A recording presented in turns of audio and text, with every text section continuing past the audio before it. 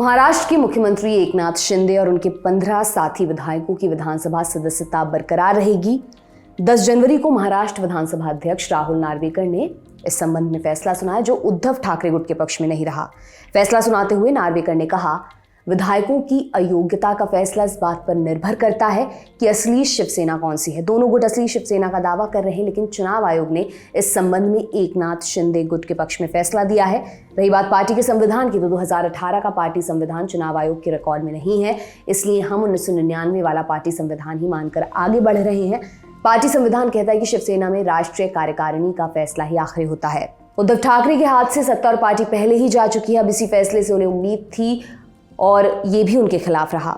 अब ठाकरे के पास 3 रास्ते हैं, एस और एस, मतलब सुप्रीम कोर्ट, सेना और सिंपैथी। एक एक कर सबके बारे में बात करते हैं। उद्धव ठाकरे गुट के लिए पहला और सबसे बड़ा रास्ता है सुप्रीम कोर्ट जाने का। सुप्रीम कोर्ट ने इस मामले में विधानसभा स्पीकर को फैसला सुनाने के लिए कहा था। अब उद्धव ठाकरे ने राहुल नार्वेकर के दिए फैसले को लोकतंत्र की हत्या करार देते हुए कह दिया है कि वो एक बार फिर सुप्रीम कोर्ट जाएंगे। इससे पहले ठाकरे गुट 9 जनवरी को सुप्रीम कोर्ट में एक याचिका पहले ही लगा चुके हैं, जिसमें फैसले से पहले विधानसभा अध्यक्ष नार्वेकर और एकनाथ शिंदे की मुलाकात पर सवाल उठाए गए थे। 2022 में जब उद्धव ठाकरे को हटाकर एकनाथ शिंदे सीएम बने थे, तो नागपुर में सेना की शाखा के तमाम कार्यकर्ताओं ने पदयात्रा निकाली थी।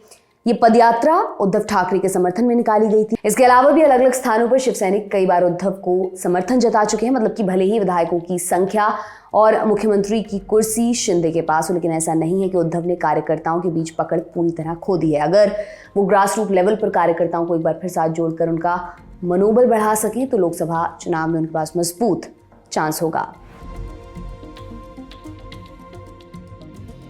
शिवसेना टूटने के बाद से लगातार उद्धव ठाकरे अपने पिता और पार्टी के संस्थापक बाल ठाकरे का नाम लेकर जनता के बीच संदेश दे रहे हैं कि ठाकरे परिवार के साथ धोखा है। कई जानकार भी ऐसा मानते हैं कि उद्धव ठाकरे को महाराष्ट्र की जनता से कुछ भावनात्मक समर्थन मिल सकता है। सवाल ये कि वो इसको कैसे अपने पक्ष में ज़्यादा से ज़्यादा इस्तेमाल कर पाते हैं। इन सबकी परीक्षा होगी आने वाले लोकसभा चुनाव में। उनकी पार्टी इंडिया गठबंधन का हिस्सा है और फिलहाल सीट शेयरिंग पर बात चल रही है। आप इस पर क्या सोचते हैं, हमें कमेंट बॉक्स में ज़रूर बताएं।